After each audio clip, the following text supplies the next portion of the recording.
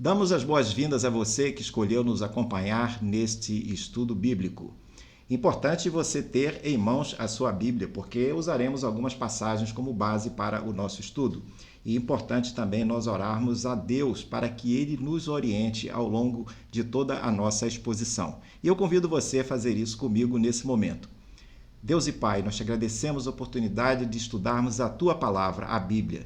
Te agradecemos pela vida de cada pessoa que nos acompanha. Te pedimos que Tu nos orientes nesse estudo e que Tu nos ajudes a colocar em prática aquilo que viermos a aprender. Em nome de Jesus, amém. Eu convido você para ler o trecho que eu selecionei como base para a nossa reflexão de hoje, que se encontra no livro de Deuteronômio, no capítulo 15, ou melhor, no capítulo 30, e vamos ler do verso 15 ao verso 19. A palavra de Deus nos diz o seguinte: Vejam, hoje coloco diante de vocês a vida e o bem, a morte e o mal. Se guardarem o mandamento que hoje lhes ordeno, que amem o Senhor seu Deus, andem nos seus caminhos e guardem os seus mandamentos, os seus estatutos e os seus juízos, então vocês viverão e se multiplicarão. E o Senhor seu Deus os abençoará na terra que estão entrando para dela tomar posse. Mas, se o coração de vocês se desviar e não quiserem ouvir, mas forem seduzidos, se inclinarem diante de outros deuses e os servirem, então hoje lhes declaro que certamente perecerão, não permanecerão muito tempo na terra na qual, passando o Jordão, vocês vão entrar para dela tomar posse. Hoje tomo o céu e a terra por testemunhas contra vocês, que lhes propus a vida e a morte, a bênção e a maldição.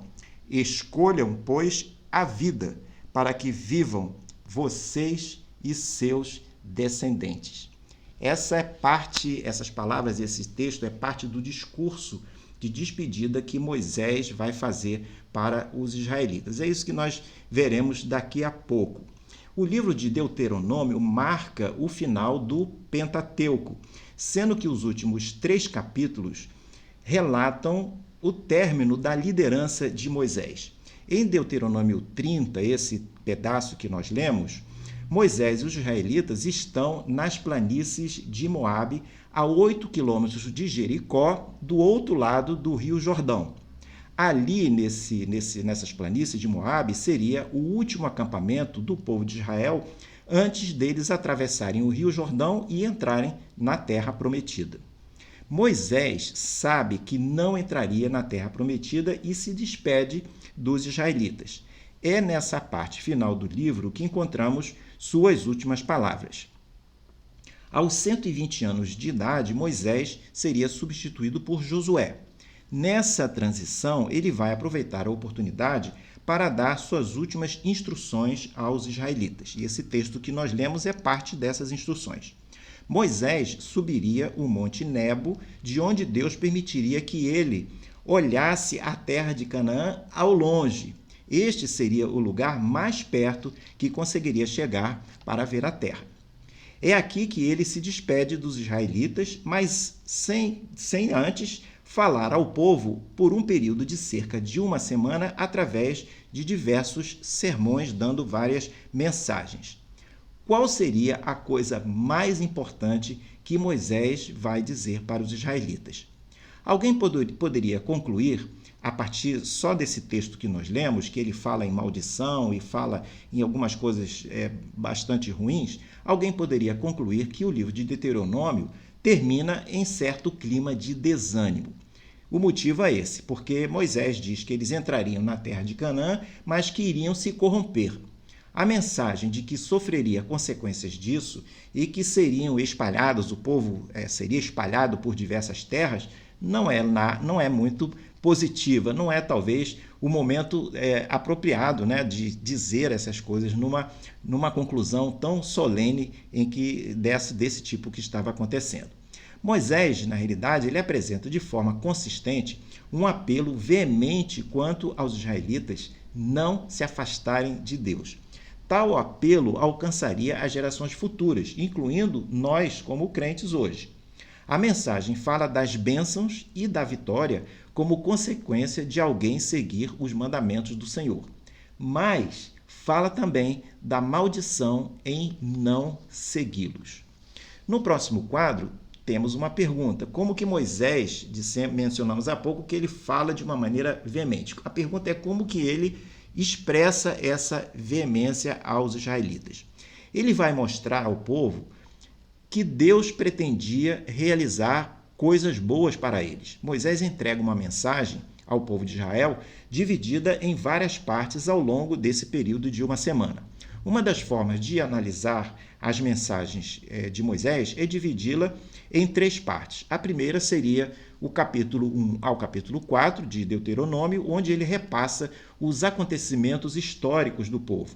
A segunda parte, do capítulo 4 ao capítulo 26, ele recorda as leis que Javé havia dado aos israelitas.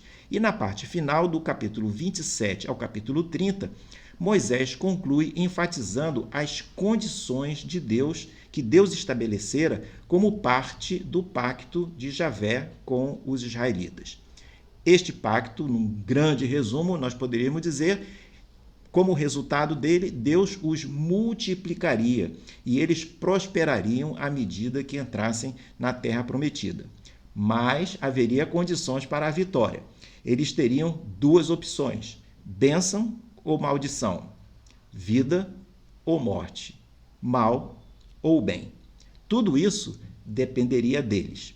O fato de Deus tê-los trazido até as planícies de Moabe não seria garantida que eles seriam abençoados automaticamente a partir daquele momento, dali para frente, na história deles. Deus desejava abençoá-los, mas o recebimento das bênçãos dependeria da escolha deles. O pastor batista Howard John Wesley sugere, em uma das suas mensagens, aplicar esse relato assumindo que todo dia, quando nós nos levantamos, é como se estivéssemos também nas planícies de Moabe. Acordamos com um Deus que deseja nos abençoar muito, até mais do que pensamos e pedimos. Mas muitas vezes a concretização dessas bênçãos em nossa vida vai depender de nós. Usualmente teremos que decidir por 3 coisas críticas que poderão nos levar ou não a sermos abençoados. Essas 3 coisas são: primeiro, comprometer-se com os mandamentos de Deus; segundo, apropriar-se da graça de Deus; e terceiro, decidir que Deus é soberano em tudo. No próximo quadro, nós nos aprofundamos um pouco nisso e veremos essas 3 coisas críticas que poderão nos levar ou não a sermos abençoados. A primeira coisa, então, é comprometer-se com os mandamentos do Senhor. Quando acordamos, devemos orar buscando em nosso coração e em nossa mente a nos comprometermos com os mandamentos de Deus. Moisés insiste mais de 20 vezes para que os israelitas se mantivessem nos caminhos do Senhor, não se desviando nem para a direita e nem para a esquerda. Em nosso caso, qualquer que seja o assunto, devemos estar sempre comprometidos com o Senhor. Como deverei dar conta da minha agenda? Ela será tocada por mim, do meu jeito ou do jeito de Deus? É fato que isso não será simples, nem sempre, porque nem sempre teremos clareza do que Deus deseja de nós. Por isso é que é importante termos os nossos momentos de oração, nossos momentos de leitura bíblica de forma diária, porque dessa forma nosso espírito se manterá mais sensível para perceber o que Deus deseja. O povo teve a promessa de que conquistaria a terra, mas nunca lhes foi dito que isso seria fácil. Da mesma forma, a palavra nos diz que se obedecermos ao Senhor, seremos abençoados. Mas a palavra não diz que o que teremos pela frente será fácil. Fácil ou não, o que importa é estarmos sempre alinhados e comprometidos com a vontade de Deus. Mesmo que haja batalhas à nossa frente. Aliás, em especial se tivermos que enfrentar batalhas. Não deveremos achar que porque frequentamos a igreja, damos os dízimos, somos fiéis ao Senhor, não teremos adversidades, desemprego, enfermidades, perdas, porque isso faz parte da vida. Jesus já nos ensinava: na vida tereis aflições. A segunda coisa crítica é apropriar-se da graça de Deus. A primeira foi comprometer-se com os mandamentos do Senhor. A segunda, então, apropriar-se da graça de Deus. Moisés lembra ao povo que ele iria herdar uma terra, ele iria morar em casas que eles não haviam construído. O recebimento da terra prometida, dessas casas, tudo isso seria bênçãos que Deus daria ao povo, não pelos méritos do povo, mas por misericórdia, pela graça e pela misericórdia de Deus.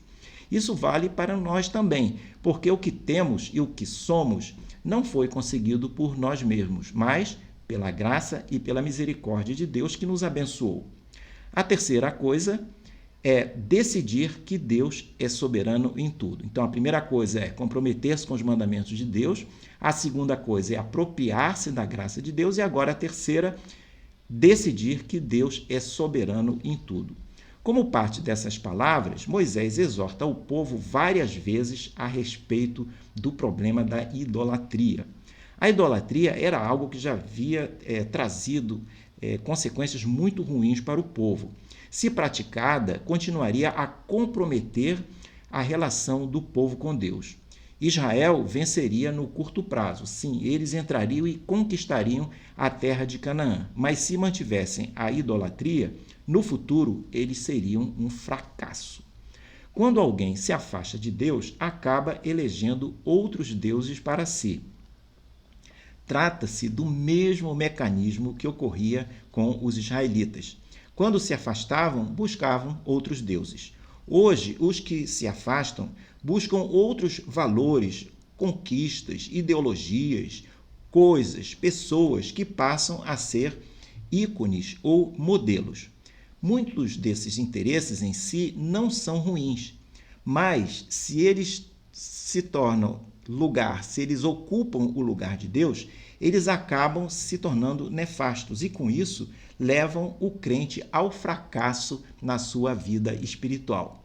É como voltar a fundir bezerros de ouro. No próximo quadro, temos uma pergunta: por que Moisés não entrou na terra prometida? Moisés despendeu 80 anos de sua vida servindo a Deus. Apesar disso, o relato bíblico confirma que ele não entrou na terra prometida. Ele havia colocado seu perfil de líder e servo à disposição de Javé e havia liderado a saída do povo de Israel do cativeiro no Egito. Foi ele quem, sob a orientação de Deus, conduziu o povo pelo deserto por 40 anos. Mesmo assim, ele não pôde entrar na terra. A pergunta é importante porque quem tem se dedicado ao serviço de Deus pode olhar o ocorrido com Moisés e fazer a pergunta: poxa, será que o mesmo não vai acontecer comigo? Há pelo menos duas passagens que nos ajudam a responder essa pergunta. A primeira se encontra em Deuteronômio 32, 51 e a segunda em Números 20, 12. Vale nós observarmos que nós não estamos falando de salvação, nós estamos falando de recebimento de bênçãos. A primeira passagem, então, Deuteronômio 32, 51, diz o seguinte: porque, Deus se dirigindo a Moisés, porque transgredistes contra mim no meio dos filhos de Israel. E a outra passagem, Números 20, 12, diz o seguinte: o Senhor, porém, disse a Moisés e a Arão: como vocês não confiaram em mim, vocês não conduzirão esta comunidade para a terra que eu lhes dou. Quando nós lemos o livro de Números no capítulo 20, quando nós começamos o capítulo, ele começa com um breve aviso sobre a morte de Miriam, a irmã de Moisés. Foi ela quem esteve ao lado dele desde quando bebê ele foi colocado numa cesta que flutuava no rio Nilo. Foi ela, Miriam, que conseguiu convencer a princesa egípcia que havia achado o cesto com Moisés flutuando a contratar a própria mãe de Moisés, a própria mãe de Miriam, que era a irmã, para que essa senhora tomasse conta de Moisés nos seus primeiros anos de crescimento. Moisés está de luto por conta da partida da sua irmã Miriam.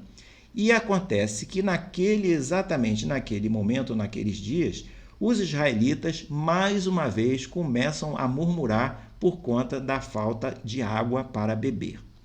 Números capítulo 20, no verso 6, nos diz que Moisés e Arão vão à tenda do encontro buscar orientação com o Senhor para aquele problema da falta d'água. Deus orienta Moisés a falar a uma rocha perante o povo e dizendo que com isso, se ele falasse à rocha, esta rocha faria que jorraria água que iria resolver a questão do povo. Moisés sai da tenda, ainda triste com seu luto e, ao mesmo tempo, irritado com as murmurações recorrentes do povo. Por conta disso, ao invés de falar com a rocha, ele bate na rocha 2 vezes, desobedecendo o comando que Deus havia lhe dado. Como resultado, o Senhor vai negar a Moisés sua entrada na terra prometida. Numa primeira leitura, ficamos com a impressão de que o Senhor foi excessivamente rigoroso com Moisés ao proibi-lo de entrar em Canaã. Afinal, Moisés não havia abandonado a sua vida confortável de príncipe egípcio na corte lá do Egito para servir a Deus.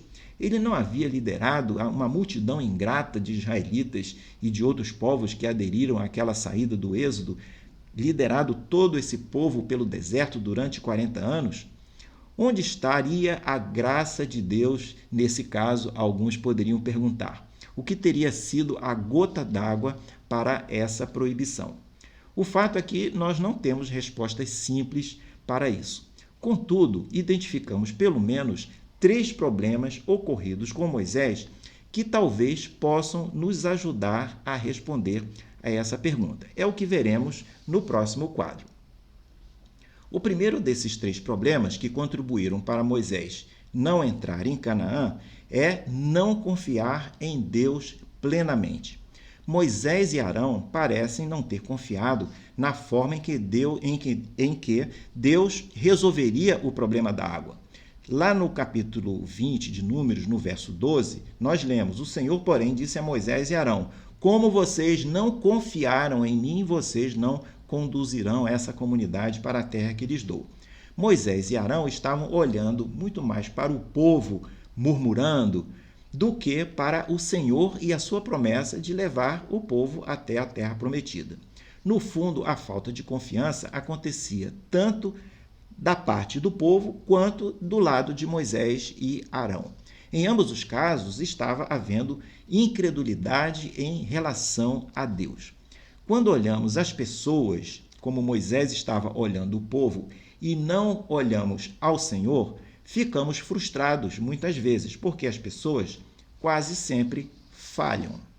O segundo problema de Moisés, e também é o nosso problema, eu não sei se você notou que nós estamos falando da nossa realidade também, foi não dar a Deus glória pelas realizações que ele faz através de quem ele chama.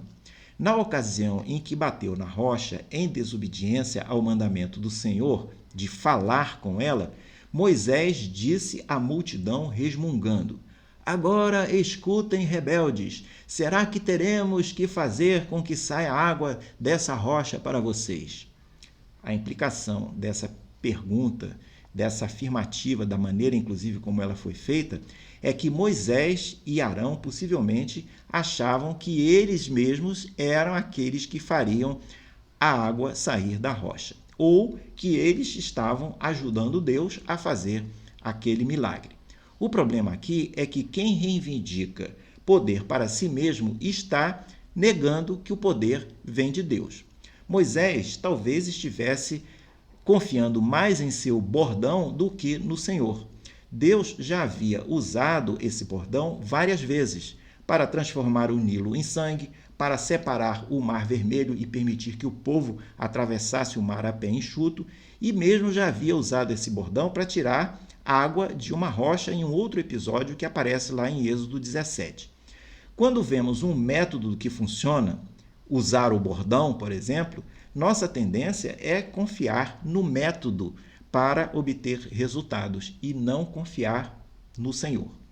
Em sua graça, Deus poderá até conceder bênçãos apesar da nossa desobediência. Nesse episódio, vemos como Deus foi misericordioso. Mesmo com a desobediência de Moisés, ele faz com que a água jorre da rocha e o povo é abençoado.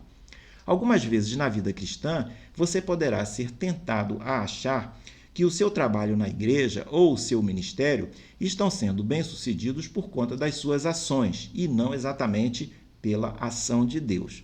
Portanto, a mensagem aqui é: tenha cuidado de dar a Deus a glória por tudo que ele vier a realizar através de você.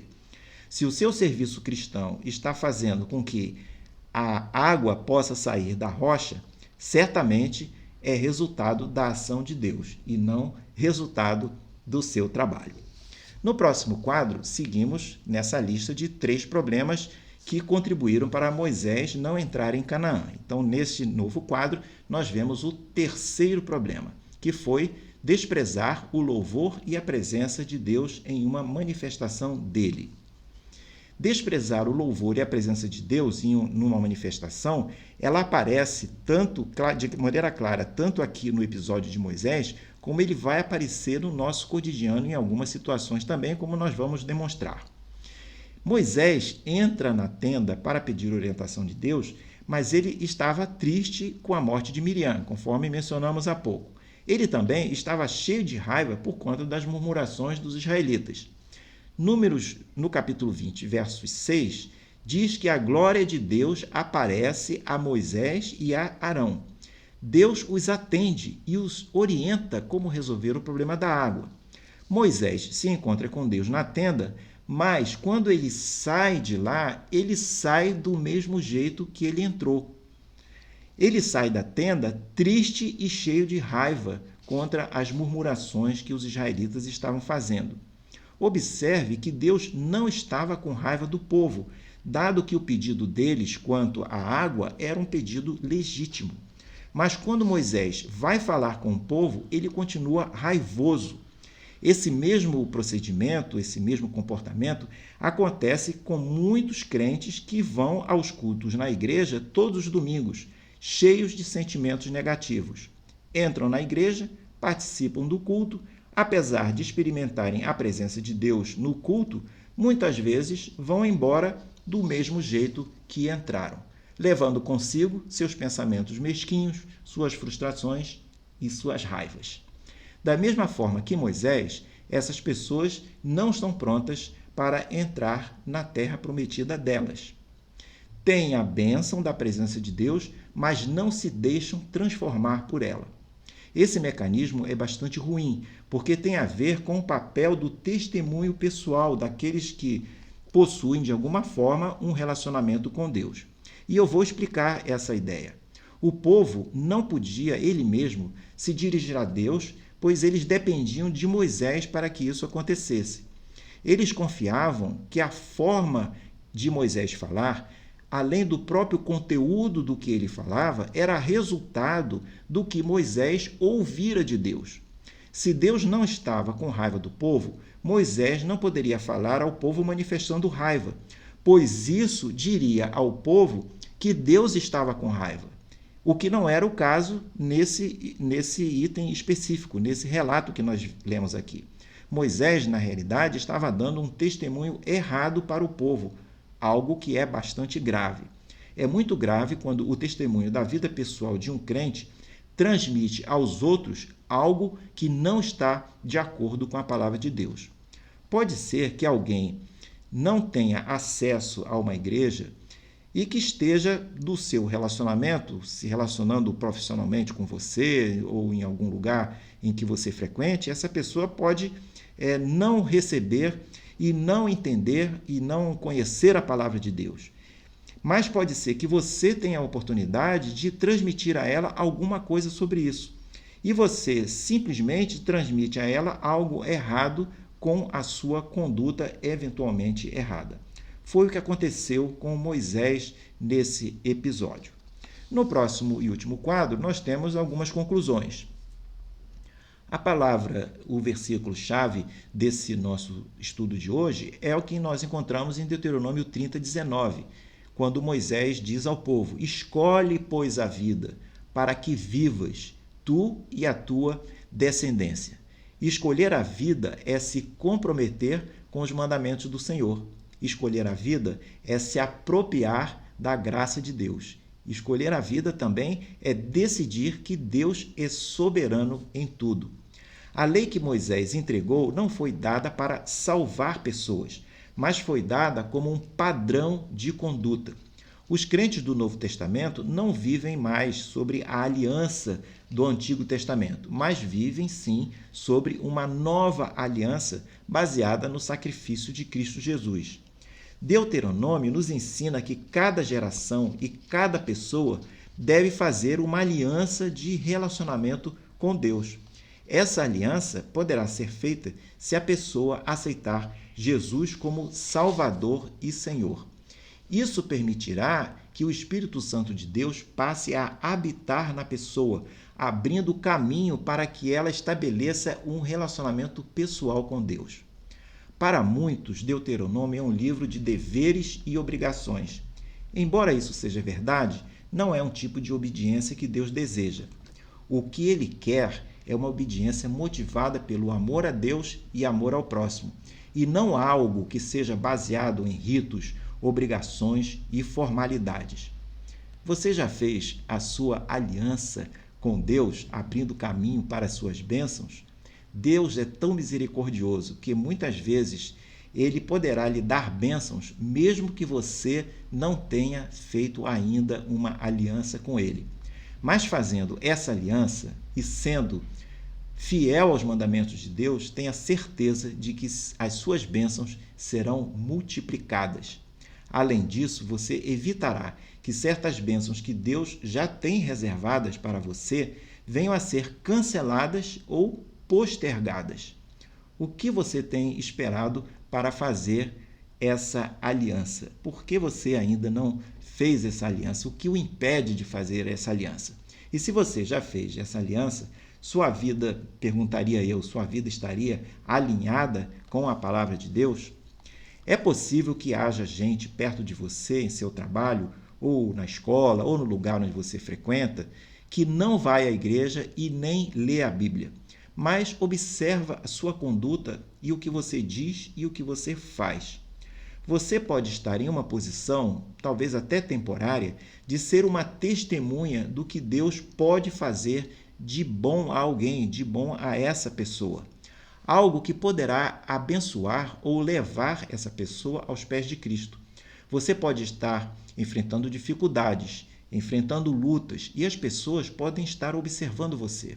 Como você, em seu relacionamento com Deus, como que você procede, como que você consegue superar as suas adversidades a partir desse relacionamento que você tem com Deus.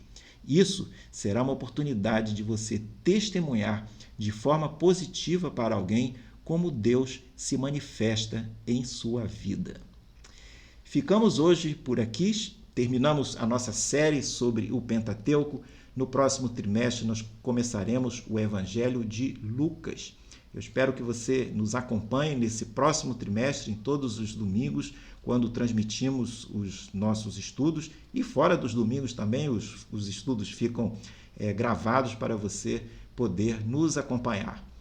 Aproveito a oportunidade para lembrar a você de dar o seu like no estudo, a sua manifestação, se você gostou ou se não gostou, e de você falar do estudo para outras pessoas. E se for de seu interesse, também se inscrever no canal para receber os anúncios quando os próximos estudos estiverem postados.